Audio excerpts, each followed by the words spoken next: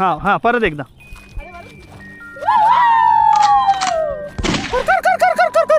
आता आपण चाललोय कोकणामध्ये एका गवरदेवाला भेट द्यायला. गवरदेव म्हणजे निसर्गाचा देव. गवरदेवाचा संबंध बेसिकली शेत, जमिनी, झाडे, फुले किंवा गुरेढोरे यांच्याशी येतो. एखादा दगड असतो तिकडे त्या गावातली लोक जाऊन त्याची पूजा करतात.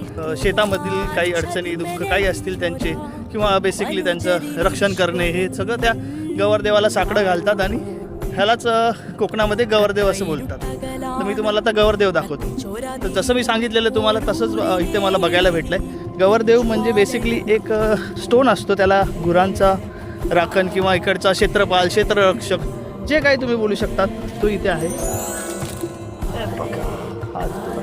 जसं आपण कांतारामध्ये बघितलेलं सेम तसं काहीतरी प्रकार आहे हा. तर गवरदेवाची काय जी परिभाषा आहे जागेनुसार आणि गावानुसार बदलली जाते. हा आहे गवरदेवाचा प्रसाद.